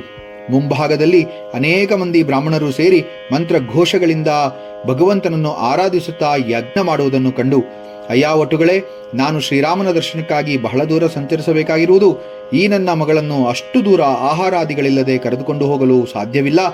ಭೂತ ದಯಾಪರರಾದ ನಿಮ್ಮಲ್ಲಿ ಯಾರಾದರೂ ಈಕೆಯನ್ನು ಮದುವೆಯಾಗುವಿರಾ ಎಂದು ಕೇಳಿದನು. ಅದಕ್ಕೆ ಕೆಲವರು ನಾವು ಮಾಡಿಕೊಳ್ಳುವುದಿಲ್ಲ, ತಾವು ಮಾಡಿಕೊಳ್ಳುವುದಿಲ್ಲವೆಂದರು. ಸ್ವಲ್ಪ ದೂರದಲ್ಲಿ ಕುಳಿತಿದ್ದ ಪ್ರಾಪ್ತ ವಯಸ್ಕನಾದ ಬ್ರಾಹ್ಮಣನೊಬ್ಬನು ಈತನ ಮಾತುಗಳನ್ನು ಕೇಳಿಸಿಕೊಂಡು, ಅಯ್ಯ ಬ್ರಾಹ್ಮಣನೇ, ನೀನಾಗಿ ಹೆಣ್ಣು ಕೊಡುತ್ತೇನೆಂದು ಹೇಳುವಾಗ ಮದುವೆ ಮಾಡಿಕೊಳ್ಳದಿರುವುದೇಕೆ? ಮನೆಗೆ ಬಂದ ಹೆಣ್ಣನ್ನು ಬಿಡಬಾರದೆಂದು ಪೂರ್ವಿಕರು ಹೇಳಿರುವರು. ಈಕೆಯು ನನ್ನ ಭಾಗ್ಯಲಕ್ಷ್ಮಿಯು. ನಿಮ್ಮ ಮಗಳನ್ನು ನನಗೆ ಪಾಣಿಗ್ರಹಣ ಮಾಡಿಕೊಟ್ಟು ತಮ್ಮ ಮುಂದಿನ ಕಾರ್ಯಕ್ಕೆ ಹೊರಡಬಹುದೆಂದು ಹೇಳಲು ನಾರಾಯಣ ಭಟ್ಟನು ಬಹಳ ಸಂತೋಷಪಟ್ಟು ಮುಂಭಾಗದಲ್ಲಿ ಹರಿಯುತ್ತಿದ್ದ ಮಂದಾಕಿನಿ ನದಿಯಲ್ಲಿ ವಧೂವರರಿಗೆ ಮಂಗಳ ಸ್ನಾನ ಮಾಡಿಸಿ ಪಾಣಿಗ್ರಹಣವಾಗುವ ವೇಳೆಗೆ ಸರಿಯಾಗಿ ಇವನ ನಿಶ್ಚಲ ಭಕ್ತಿಗೆ ಮೆಚ್ಚಿ ಲಕ್ಷ್ಮೀ, ಸರಸ್ವತಿ, ಪಾರ್ವತಿ ಮೊದಲಾದ ದೇವತಾ ಸ್ತ್ರೀಯರೆಲ್ಲರೂ ನೆರೆದು ಪಾಣಿಗ್ರಹಣವನ್ನು ಸಾಂಗವಾಗಿ ನೆರವೇರಿಸಿ ಹೊರಟು ಹೋದರು. ಅನಂತರ ತಾನು ಆಚರಿಸುತ್ತಾ ಇದ್ದ ಶನಿವಾರ ಶ್ರೀರಾಮ ಕಥಾ ಪೂಜೆಯನ್ನು ತನ್ನ ಮಗಳಿಗೂ ಉಪದೇಶಿಸಿ ಅದನ್ನು ತಪ್ಪದೆ ಆಚರಿಸುವಂತೆ ಬುದ್ಧಿವಾದವನ್ನು ಹೇಳಿ ತನ್ನ ಮುಂದಿನ ಕಾರ್ಯಕ್ಕಾಗಿ ಪ್ರಯಾಣ ಮಾಡಿದನು. ಕುರುಡನಿಗೆ ಶ್ರೀರಾಮ ಕಥಾ ಉಪದೇಶ. ನಾರಾಯಣ ಭಟ್ಟನು ತನ್ನ ಮಗಳಿಗೆ ವಿವಾಹ ಮಾಡಿ ಮುಂದೆ ಪ್ರಯಾಣ ಮಾಡುತ್ತಿರಲು ಒಂದು ಗ್ರಾಮದ ಬಳಿ ಹೊಲದ ಬದುವಿನಲ್ಲಿ ಒಬ್ಬ ಕುರುಡನು ದಪ್ಪವಾದ ಒಂದು ದೊಣ್ಣೆಯನ್ನು ಹಿಡಿದುಕೊಂಡು ಠಪ್ ಠಪ್ ಎಂದು ಶಬ್ದ ಮಾಡುತ್ತಿದ್ದನ್ನು ನೋಡಿ ಇದರ ಕಾರಣವೇನಿರಬಹುದೆಂದು ತಿಳಿಯೋಣವೆಂದು ಯೋಚಿಸಿ ಅವನ ಬಳಿಗೆ ಬಂದು ಮಾತನಾಡತೊಡಗಿದನು. ನಾರಾಯಣ ಭಟ್ಟ, ಅಯ್ಯ ಮುದುಕನೇ, ಇದೇಕೆ ಹೀಗೆ ಶಬ್ದ ಮಾಡುತ್ತಾ ಕುಳಿತಿರುವೆ? ಇದರ ಅಭಿಪ್ರಾಯವೇನು? ಮುದುಕ, ಸ್ವಾಮಿ ನೀವ್ಯಾರೋ ಮಾನಿಯರಂತೆ ಕಾಣುತ್ತೆ. ರೋಸ್ಟ್ ಹಿಂಗೆ ಪಕ್ಕದಾಗೆ ಕುಳಿತುಕೊಳ್ಳಿ ಬುದ್ಧಿ, ನನ್ನ ವಿಷಯ ಹೇಳ್ತಾನೆ ಎಂದು ತನ್ನ ಬಲಗೆಯನ್ನು ತೋರಿಸಿ ಕೂಡುವಂತೆ ಹೇಳಿದನು. ಬುದ್ಧಿ ಕೂತ್ಕೊಂಡ್ರಾ? ನಾರಾಯಣ ಭಟ್ಟ, ಕೂತ್ಕೊಂಡೆ, ನಿನ್ನ ಚರಿತ್ರೆಯನ್ನು ಹೇಳು. ಮುದುಕ, ಬುದ್ಧಿ ನಾನೇನು ಹೇಳಿ, ನಾನು ಹುಟ್ಟು ಕುರುಡ ಬುದ್ಧಿ, ಎರಡೂ ಕಣ್ಣು ಕಾಣಕ್ಕಿಲ್ಲ. ನನ್ನ ಹೆಂಡ್ರೋ ಮಕ್ಕಳು ಯಾರಾದರೂ ಒಬ್ರು ನನಗಿಲ್ಲಿ ಕರ್ಕೊಂಬಂದು ಬಿಡ್ತಾರೆ. ಅವ್ರಿಗೆ ಯಾವಾಗ ಜ್ಞಾನ ಬರ್ತೈತೋ ಆಗ ಮನೆಗೆ ಕರ್ಕೊಂಡು ಹೋಗ್ತಾರೆ. ಮನೆಗೆ ಹೋಗಿ ಊಟ ಮಾಡಿ ಮಲ್ಕೊಂತೇನೆ ಬುದ್ಧಿ. ನನಗೇನು ಹಗ್ಲಿಲ್ಲ, ರಾತ್ರಿ ಇಲ್ಲ, ಎಲ್ಲಾ ಒಂದೇ. ನಿದ್ದೆ ಬಂದ್ರೆ ರಾತ್ರಿ, ಎಚ್ಚರವಾಗಿದ್ರೆ ಹಗಲು ಬುದ್ಧಿ. ತಿಳಿದುಕೊಂಡ್ರಾ ನಿನ್ನ ಚರಿತ್ರೆಯ? ನಾರಾಯಣ ಭಟ್ಟ, ಅಯ್ಯ ಮುದುಕನೇ, ನಿನ್ನ ಚರಿತ್ರೆಯು ಚೆನ್ನಾಗಿ ತಿಳಿಯಿತು. ನಿನಗೆ ಶ್ರೀರಾಮ ಕಥಾ ಮತ್ತು ರಾಮನಾಮ ಮಹಿಮೆಯನ್ನು ಉಪದೇಶಿಸುವೆನು, ಅದರಂತೆ ಆಚರಿಸು ಎಂದು ಹೇಳಿ ಮುಂದುವರೆದನು. ಮುದುಕನು ಅದರಂತೆ ರಾಮರಾಮ ನನ್ನ ಕಣ್ಣುಗಳು ಬರಲಿ ಎಂದು ಹೇಳುತ್ತಿರಲು ಕಣ್ಣುಗಳು ಬಂದವು. ಅನಂತರ ಮುದುಕನು ರಾಮನಾಮ ಚಿಂತನೆಯಿಂದ ಮನೆಗೆ ಹೋಗಿ ಬಾಗಿಲನ್ನು ತಟ್ಟಿ ಹೆಂಡತಿಯನ್ನು ಕೂಗಿದನು. ಒಳಗಿದ್ದ ಆತನ ಹೆಂಡತಿಯು, ಇದೇನು ಈ ದಿನ ನನ್ನ ಗಂಡ ಇಷ್ಟೊತ್ತಿಗೇನೆ ಮನೆಗೆ ಬಂದನಲ್ಲ, ಯಾರು ಕರೆದುಕೊಂಡು ಬಂದವ್ರೆ ಎಂದು ಗಾಬರಿಯಾಗಿ ಒಳಗಿನಿಂದ ಓಡಿ ಬಂದು ಬಾಗಿಲನ್ನು ತೆಗೆದಳು. ಮುದುಕನ ಹೆಂಡತಿ, ಇದೇನು ನಿನಗೆ ಇಷ್ಟು ಬೇಗ ಕಣ್ಣೆಂಗ್ ಬಂದವು? ಮುದುಕ, ಏನೋ ಯಾರೋ ಬ್ರಾಹ್ಮಣರು ಬಂದಿದ್ರು, ನಿನಗೆ ರಾಮನ ಉಪದೇಶ ಮಾಡ್ತೇನೆಂದು ಹೇಳಿ ರಾಮರಾಮ ನನಗೆ ಕಣ್ಣುಗಳು ಬರಲಿ ಎಂದು ಹೇಳಿಕೊಟ್ರು. ಆಗಿಂದಾಗಲೇ ಎರಡು ಕಣ್ಣು ಬಂದು ಅವರನ್ನೇ ಮನೆಗೆ ಬನ್ನಿ ಅಂತ ಕರೆದೆ. ಈಗ ಆಗೋಕ್ಕಿಲ್ಲ ಎಂದು ಹೇಳಿ ಹೊರಟೋದ್ರು. ಇನ್ಮುಂದೆ ನಾವು ಅವರು ಹೇಳಿರುವ ಪೂಜೆಯನ್ನು ಮಾಡಿಕೊಂಡು ಸುಖವಾಗಿರೋಣವೆಂದು ಹೇಳಿ ಅಂದಿನಿಂದಲೂ ಮುದುಕನು ಅವನ ಹೆಂಡತಿಯು ಮಕ್ಕಳೊಂದಿಗೆ ಶ್ರೀರಾಮ ಪೂಜೆಯನ್ನು ಭಕ್ತಿಯಿಂದ ಮಾಡುತ್ತಾ ನಾರಾಯಣ ಭಟ್ಟನ ಪುನಃ ಬರುವಿಕೆಯನ್ನು ನಿರೀಕ್ಷಿಸುತ್ತಾ ರಾಮಧ್ಯಾನದಲ್ಲಿ ಆಸಕ್ತನಾದನು. ಅವಿವಾಹಿತ ಕನ್ಯೆಗೆ ಶ್ರೀರಾಮ ಮಹಿಮೋಪದೇಶ. ಮುದುಕನಿಗೆ ಶ್ರೀರಾಮ ಕಥೆಯನ್ನು ಉಪದೇಶಿಸಿ ಮುಂದಕ್ಕೆ ಹೊರಟ ನಾರಾಯಣ ಭಟ್ಟನು ಮತ್ತೊಂದು ಗ್ರಾಮದ ಮುಂಭಾಗದಲ್ಲಿ ಅಶ್ವತ್ಥ ಕಟ್ಟೆಯ ಮೇಲೆ ಓರ್ವ ಅವಿವಾಹಿತ ಕನ್ಯೆಯು ಚಿಂತಾಕ್ರಾಂತಳಾಗಿ ಕುಳಿತಿರುವುದನ್ನು ಕಂಡು ಮಾತನಾಡತೊಡಗಿದನು. ನಾರಾಯಣ ಭಟ್ಟ, ಎಲೇ ಬಾಲೆಯೇ, ಇದೇಕೆ ಹೀಗೆ ವ್ಯಸನ ಪಡುತ್ತಿರುವೆ? ಕಾರಣವೇನು? ಕನ್ಯೆ, ಪೂಜ್ಯರೇ, ನಾನು ಅವಿವಾಹಿತಳು. ನನ್ನ ಮಾತಾಪಿತೃಗಳು ನನಗೆ ಸರಿಯಾದ ಒಡವನ್ನು ಹುಡುಕದೆ ಒಬ್ಬ ವೃದ್ಧನಿಗೆ ಕೊಟ್ಟು ವಿವಾಹ ಮಾಡಬೇಕೆಂದು ಮನೆಯಲ್ಲಿ ಮಾತನಾಡಿಕೊಳ್ಳುತ್ತಿರುವರು. ಇದೇ ಈಗ ಬಂದಿರುವ ತೊಂದರೆ. ನಾರಾಯಣ ಭಟ್ಟ, ಕನ್ಯೆಯೇ, ಚಿಂತಿಸಬೇಡ. ಆತನನ್ನು ನೀನು ಖಂಡಿತಾ ಲಗ್ನವಾಗುವುದಿಲ್ಲ. ನಿನಗೆ ಅನುಕೂಲಕರವಾದ ಪತಿಯೇ ಸಿಕ್ಕುವನು. ಅದುವರೆಗೂ ನೀನು ನಾನು ಉಪದೇಶಿಸುವ ಶ್ರೀರಾಮ ಕಥಾ ಮತ್ತು ಪೂಜೆಯನ್ನು ಪ್ರತಿ ಶನಿವಾರವೂ ತಪ್ಪದೆ ಆಚರಿಸುತ್ತಿರು ಎಂದು ಹೇಳಿ ಮುಂದಕ್ಕೆ ಹೊರಟನು. ಬಾಲೆಯು ತನಗೆ ಅನುಕೂಲಕರವಾದ ಪತಿಯು ಸಿಕ್ಕುವನೆಂಬ ಆಸೆಯಿಂದ ಶ್ರೀರಾಮ ಪೂಜಾಸಕ್ತಳಾದಳು. ಅಂದಿನ ರಾತ್ರಿ ಆ ಕನ್ಯೆಯ ಸ್ವಪ್ನದಲ್ಲಿ ಶ್ರೀರಾಮನ ದರ್ಶನವಾಗಿ, ಎಲೆ ಬಾಲೆಯೇ, ನಿನಗೆ ಶ್ರೀರಾಮ ಮಹಿಮೋಪದೇಶವನ್ನು ಮಾಡಿದ ಬ್ರಾಹ್ಮಣನು ಪುನಃ ನಿನ್ನಲ್ಲಿಗೆ ಬರುವನು. ಅವನೇ ನಿನಗೆ ಸರಿಯಾದ ಪತಿಯು. ಅವನನ್ನು ವಿವಾಹವಾಗು, ನೀನು ಧನ್ಯಳಾಗುವೆ ಎಂದು ಹೇಳಿ ಮಾಯವಾದನು. ವೃದ್ಧ ಸ್ತ್ರೀಗೆ ಶ್ರೀರಾಮ ಮಹಿಮೋಪದೇಶ.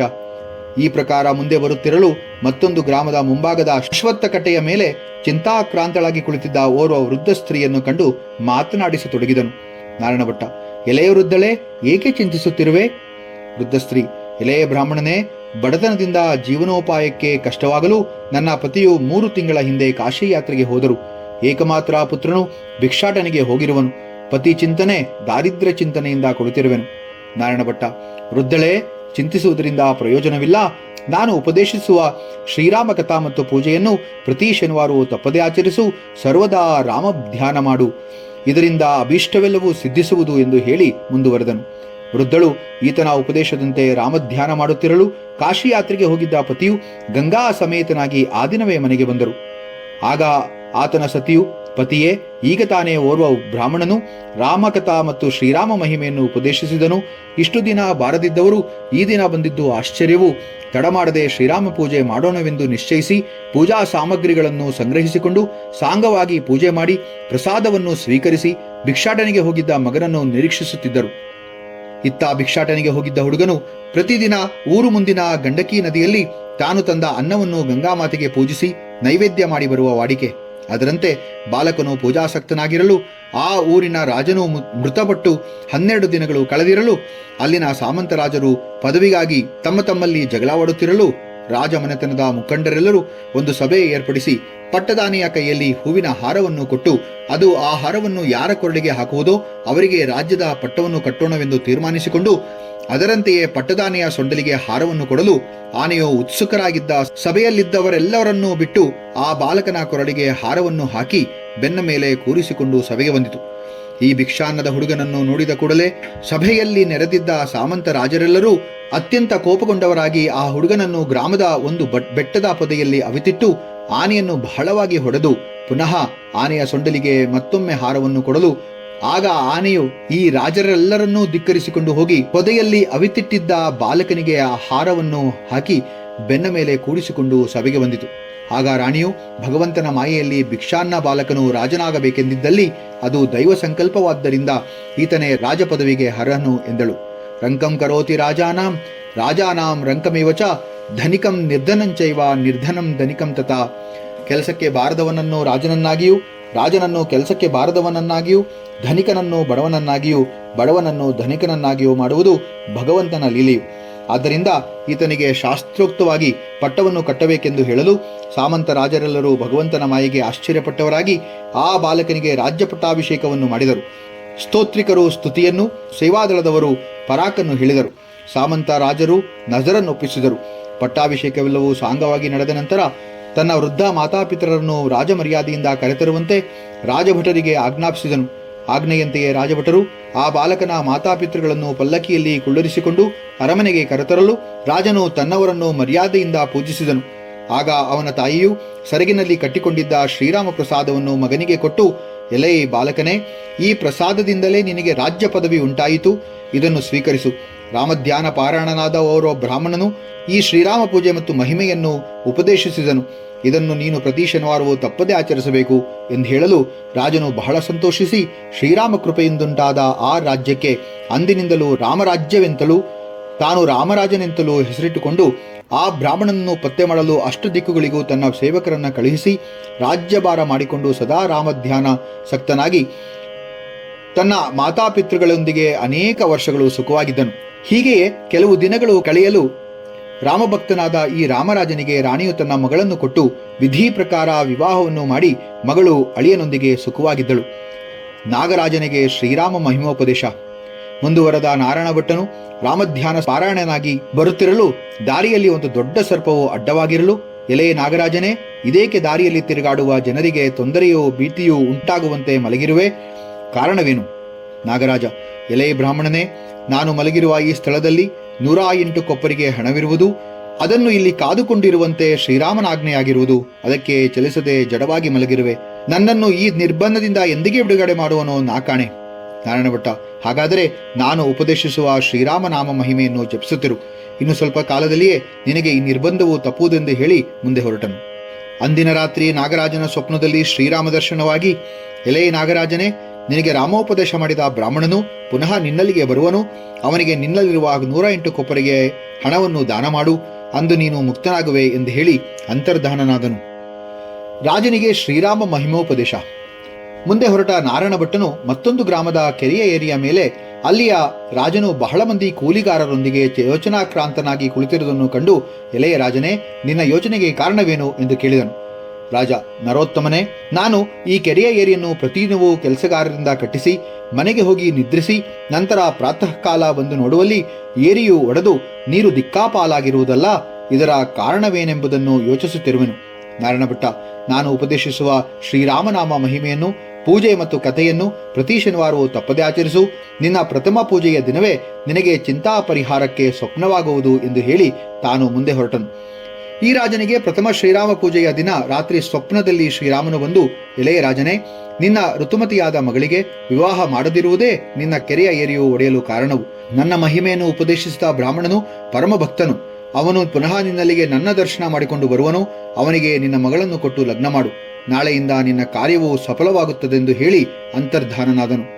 ರಾತ್ರಿಯ ಸ್ವಪ್ನದಿಂದ ಬೆಳಗ್ಗೆ ಹೋಗಿ ಕೆರೆಯನ್ನು ನೋಡಲು ಯಾವ ಭಾಗವೂ ಒಡೆಯದಿರಲು ಕೂಲಿಗಾರರೊಂದಿಗೆ ಸಂತೋಷಪಟ್ಟವನಾಗಿ ನಾರಾಯಣ ಭಟ್ಟನ ಬರುವಿಕೆಯನ್ನು ಎದುರು ನೋಡುತ್ತಾ ಈ ವೃತ್ತಾಂತವನ್ನು ತನ್ನ ಮಗಳಿಗೆ ತಿಳಿಸಲು ಅವಳು ಸಹ ಆನಂದ ಭರಿತಳಾಗಿ ರಾಮಧ್ಯಾನಾಸಕ್ತಳಾಗಿ ತನ್ನ ವಿವಾಹವನ್ನು ನಿರೀಕ್ಷಿಸುತ್ತಿದ್ದಳು. ಚತುರ್ಥ ಭಾಗ. ಎಷ್ಟು ದಿನಗಳಾದರೂ ಶ್ರೀರಾಮ ದರ್ಶನವಾಗದಿರಲು ನಾರಾಯಣ ಭಟ್ಟನು ಬಹಳ ಖಿನ್ನನಾಗಿ ಕನಕದಾಸರು ಶ್ರೀಕೃಷ್ಣ ದರ್ಶನವಾಗದಿರಲು ಕೋಪಗೊಂಡು ಹಾಡಿದ ದೇವರ ನಾಮವನ್ನು ವರ್ಣಿಸುತ್ತಿರಲು, ಆರು ಬದುಕಿದರಯ್ಯ ಹರಿ ನಿನ್ನ ನಂಬಿ, ಆರು ಬದುಕಿದರಯ್ಯ ಹರಿ ನಿನ್ನ ನಂಬಿ, ತೋರೋ ಜಗದೊಳಗೆ ಒಬ್ಬರನು ಕಾಣೆ, ಆರು ಬದುಕಿದರಯ್ಯ ಹರಿ ನಿನ್ನ ನಂಬಿ. ಕಲಹ ಬಾರದ ಹಾಗೆ ಕರ್ಣನನು ನೀ ಕೊಂದೆ, ಸುಲಭದಲ್ಲಿ ಕೌರವರ ಮನೆಯ ಮುರಿದೆ. ಕಲಹ ಬಾರದ ಹಾಗೆ ಕರ್ಣನನು ನೀ ಕೊಂದೆ, ಸುಲಭದಲ್ಲಿ ಕೌರವರ ಮನೆಯ ಮುರಿದೆ. ನೆಲವ ಬೇಡುತ್ತ ಹೋಗಿ ಬಲಿಯ ನೆಲಕ್ಕೆ ತುಳಿದೆ, ನೆಲವ ಬೇಡುತ್ತ ಹೋಗಿ ಬಲಿಯ ನೆಲಕ್ಕೆ ತುಳಿದೆ.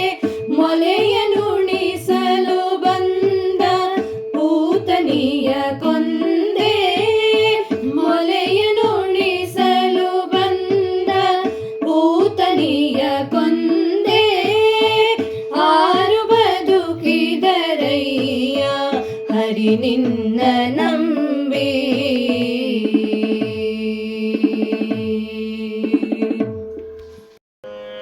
ಇವನ ಭಕ್ತಿಗೆ ಮೆಚ್ಚಿದ ಶ್ರೀರಾಮನು ವೃದ್ಧ ಬ್ರಾಹ್ಮಣ ರೂಪಿಯಾಗಿ ಬಂದು, ಎಲೇ ಬ್ರಾಹ್ಮಣನೇ, ನೀನು ಅರಣ್ಯದಲ್ಲಿ ತಿರುಗಲು ಕಾರಣವೇನು ಎಂದು ಕೇಳಿದನು.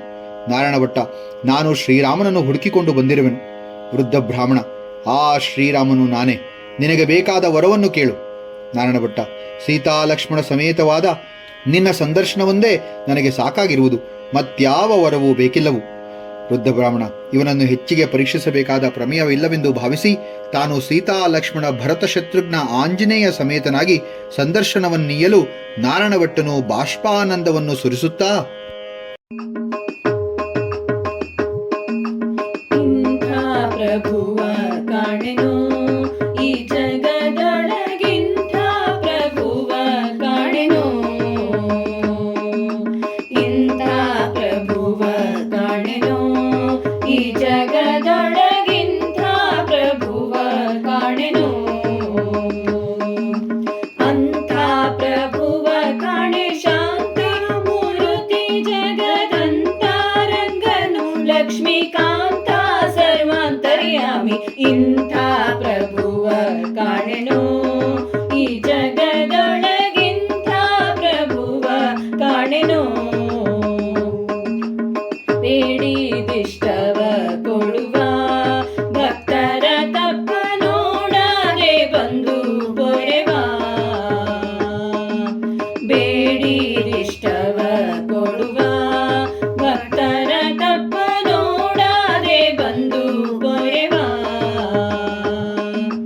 ಗಾಡಿಗಾರನು ಗರುಡರೂಢ ಗುಣವಂತ ಮಹಾಪ್ರೌಢ ಪ್ರತಾಪದಿ ಜಗದಿ ಗೂಡದಿ ಸಂಚಾರಿಪ, ಇಂಥ ಪ್ರಭುವ ಕಾಣೆನೋ ಈ ಜಗದೊಳಗಿಂಥ ಪ್ರಭುವ ಕಾಣೆನೋ.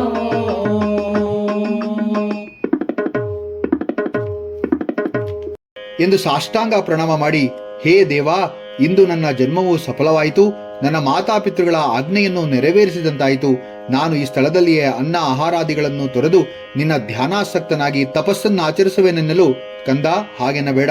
ನೀನು ಇನ್ನು ಕೆಲವು ಕಾಲ ಶ್ರೀರಾಮ ಮಹಿಮೆ, ಕಥೆ, ಪೂಜೆಗಳನ್ನು ಜನರಲ್ಲಿ ಉಪದೇಶಿಸುತ್ತಾ ಕಾಲ ಕಳೆಯುತ್ತಿರು. ಅಂತ್ಯದಲ್ಲಿ ನನ್ನನ್ನು ಸೇರುವೆ. ನೀನು ಯಾವ ರೀತಿಯಲ್ಲಿ, ಯಾವ ಮಾರ್ಗದಲ್ಲಿ ಯಾರ್ಯಾರನ್ನು ಸಂಧಿಸಿ ನೇಮದಿಂದ ಬಂದೆಯೋ ಅದೇ ರೀತಿಯಲ್ಲಿ, ಅದೇ ಮಾರ್ಗದಲ್ಲಿ ಅವರುಗಳನ್ನು ಸಂಧಿಸಿ ಹೋಗು. ನಿನ್ನ ಕಾರ್ಯಗಳೆಲ್ಲವೂ ಕೈಗೂಡುವುದೆಂದು ಹೇಳಿ ಶ್ರೀರಾಮನು ಅಂತರ್ಧಾನನಾದನು. ಇಲ್ಲಿ ನಾರಾಯಣ ಭಟ್ಟನಿಗೆ ಶ್ರೀರಾಮ ಸಂದರ್ಶನವಾಗುತ್ತಲೇ ಕೇಶವಭಟ್ಟನ ಮನೆಯಲ್ಲಿ ಐಶ್ವರ್ಯವು ತುಂಬಿ ತುಂಬಿ ತುಳುಕಾಡುತ್ತಿತ್ತು. ಇದರ ಆಂತರ್ಯವನ್ನು ತಿಳಿದ ಕೇಶವಭಟ್ಟನು ತನ್ನ ಮಗನ ಆಗಮನವನ್ನು ನಿರೀಕ್ಷಿಸುತ್ತಿದ್ದನು. ಪಂಚಮ ಭಾಗ.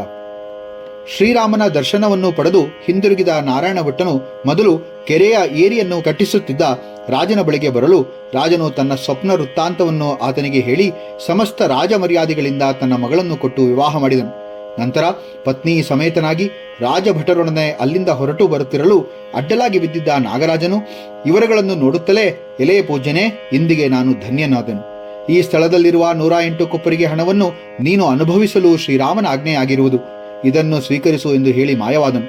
ತನ್ನ ಭಟರೊಂದಿಗೆ ಆ ಹಣವನ್ನು ಒಂಟೆಗಳ ಮೇಲೆ ಹೊರಿಸಿಕೊಂಡು ಪತ್ನಿ ಸಮೇತನಾಗಿ ಬರುತ್ತಿದ್ದನು. ರಾಮರಾಜ್ಯದ ರಾಜನನ್ನು ಭೇಟಿ ಮಾಡಿಕೊಂಡು ಆತನ ವೃದ್ಧ ಮಾತಾಪಿತೃಗಳನ್ನು ಸಂಧಿಸಿ ಶ್ರೀರಾಮ ದರ್ಶನವನ್ನು ಅರುಹಿ ರಾಜನಿಂದ ಧನ, ಕನಕ, ವಸ್ತ್ರ, ವಾಹನಾದಿ ಮರ್ಯಾದೆಗಳನ್ನು ಪಡೆದು ಮುಂದುವರೆದನು. ಹೀಗೆ ಬರುತ್ತಿರಲು ಈತನನ್ನು ನಿರೀಕ್ಷಿಸುತ್ತಿದ್ದ ಅವಿವಾಹಿತ ಕನ್ಯೆಯು ಈತನನ್ನು ನೋಡುತ್ತಲೇ ತನ್ನ ಸ್ವಪ್ನ ವೃತ್ತಾಂತವನ್ನು ತಿಳಿಸಲು ಆ ಬಾಲೆಯ ಮಾತಾಪಿತೃಗಳ ಅಪೇಕ್ಷೆಯಂತೆ ಆಕೆಯನ್ನು ವಿವಾಹ ಮಾಡಿಕೊಂಡು ಮುಂದುವರೆದನು. ಹೀಗೆ ಬರುತ್ತಿರಲು ಕಂಡು ಬಂದ ಗೌಡನು ಈತನನ್ನು ನೋಡಿ, ಮಹನೀಯರೇ, ಇಂದು ದರ್ಶನ ಕೊಟ್ರಾ? ನಮ್ಮಪ್ಪ ನಡೀರಿ ಮನೆಗೆ ಎಂದು ಹೇಳಲು ಅವನ ಮನೆಯನ್ನು ಪ್ರವೇಶಿಸಿ ಅಲ್ಲಿ ಮತ್ತೊಮ್ಮೆ ಶ್ರೀರಾಮ ಭಜನೆ ಮಾಡಿ ಅವನಿಂದ ಕಾಣಿಕೆಯನ್ನು ತೆಗೆದುಕೊಂಡು ರಾಮಪುರದಲ್ಲಿ ತಂದೆಯನ್ನು ನೆನೆಸಿಕೊಂಡು ಪೇಚಾಡುತ್ತಿದ್ದ ಮಗಳ ಮನೆಗೆ ಹೋಗಿ ಮಗಳನ್ನು, ಅಳಿಯನನ್ನು ಜೊತೆಯಲ್ಲಿ ಕರೆದುಕೊಂಡು ರಾಜ ಮರ್ಯಾದೆಯಿಂದ ಸುರಪುರದ ಮುಂದೆ ಬಂದು ತನ್ನ ಆಗಮನವನ್ನು ತನ್ನ ಮಾತಾಪಿತೃಗಳಿಗೆ ರಾಜಭಟರ ಮೂಲಕ ತಿಳಿಸಿ ಪುರ ಮಧ್ಯದಲ್ಲಿ ಬಿಡಾರವನ್ನು ಏರ್ಪಡಿಸಿ ಊರೆಲ್ಲವನ್ನು ತಳಿರು ತೋರಣಗಳಿಂದ ಅಲಂಕರಿಸಿ ತನ್ನ ಪರಿವಾರದೊಂದಿಗೆ ಬಿಡಾರವನ್ನು ಸೇರಲು ಅನನ್ಯ ಭಕ್ತಿಯಿಂದ ಊರಿನವರೆಲ್ಲರೂ ನಾರಾಯಣ ಭಟ್ಟನ ಪರಿವಾರದೊಂದಿಗೆ ಸೇರಿದವರಾಗಿ ಶ್ರೀರಾಮ ಪೂಜೆಯನ್ನು ಯಥಾವಿಧಿಯಾಗಿ ಆಚರಿಸಿ ಕಥೆಯನ್ನು ಕರ್ಣಾನಂದವಾಗಿ ಕೇಳಿ ಪ್ರಸಾದವನ್ನು ಭುಂಜಿಸಿ ಸರ್ವರೂ ಮೈಮರೆತು ರಾಮನಾಮ ಮಹಿಮೆಯನ್ನು ನುಡಿತಿರಲು ಸೀತಾ, ಲಕ್ಷ್ಮಣ, ಭರತ, ಶತ್ರುಘ್ನ, ಹನುಮತ್ ಸಮೇತನಾದ ಶ್ರೀರಾಮಚಂದ್ರನು ಸರ್ವರಿಗೂ ಪ್ರತ್ಯಕ್ಷನಾಗಿ ಭಕ್ತ ಶಿಖಾಮಣಿಗಳಿರ ಈ ರಾಮಕಥೆ ಮತ್ತು ಮಹಿಮೆಯನ್ನು ಯಾರು ಪ್ರತಿ ಶನಿವಾರವೂ ತಪ್ಪದೇ ಆಚರಿಸುವರೋ, ಯಾರು ಪಠಣ ಮಾಡುವರೋ ಅವರು ಮುಕ್ತಿಯನ್ನು ಹೊಂದುವರು. ನೀವುಗಳೆಲ್ಲರೂ ಇನ್ನು ಕೆಲವು ಕಾಲ ರಾಮ ಧ್ಯಾನ ಪರರಾಗಿದ್ದು ನಂತರ ನನ್ನ ವಾಸಸ್ಥಾನವಾದ ವೈಕುಂಠವನ್ನು ಸೇರುವಿರಿ ಎಂದು ಹೇಳಿ ಅಂತರ್ಧಾನನಾಗಲು ಸರ್ವರು ಮಂಗಳವನ್ನು ಹಾಡಿ ಸೀತಾರಾಮರಾಜ್ಯವೆಂಬ ಸುರಪುರದಲ್ಲಿ ಸುಖವಾಗಿದ್ದು ಮುಕ್ತಿಯನ್ನು ಪಡೆದರು. ರಾಮಚಂದ್ರಾಯ ಜನಕರಾಜ ಮನೋಹರಾಯ ಮಾಮಕಾಭೀಷ್ಟದಾಯ ಮಹಿತ ಮಂಗಳಂ. ರಾಮಚಂದ್ರಾಯ ಜನಕರಾಜ ಮನೋಹರಾಯ ಮಾಮಕಾಭೀಷ್ಟದಾಯ ಮಹಿತ ಮಂಗಳಂ.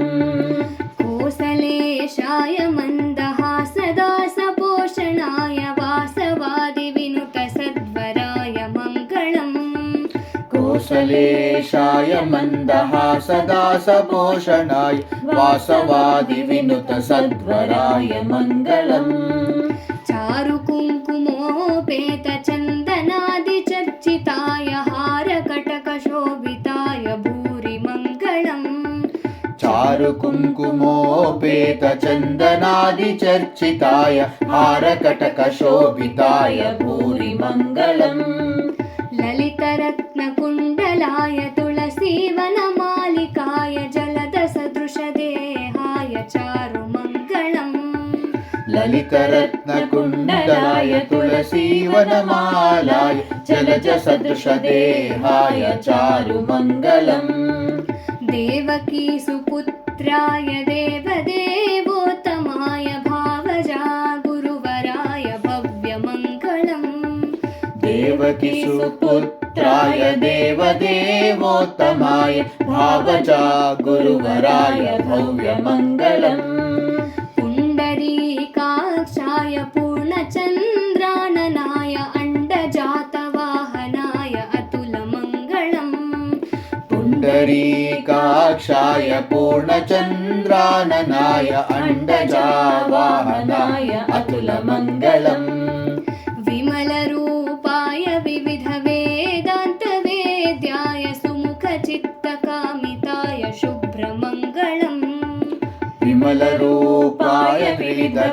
वेदान्तवेदाय सुमुखचित्तकामिताय शुभ्रमङ्गलम् रामदासाय मृदुलहृदय कमलवासाय स्वामी भद्रगिरिवराय सर्वमङ्गलम् रामदासाय मृदुलहृदय कमलवासाय स्वामी भद्रगिरिवराय सर्वमङ्गलम् स्वामी भद्रगिरिवराय सर्वमङ्गलम् स्वामी भद्रगिरिवराय सर्वमङ्गलम्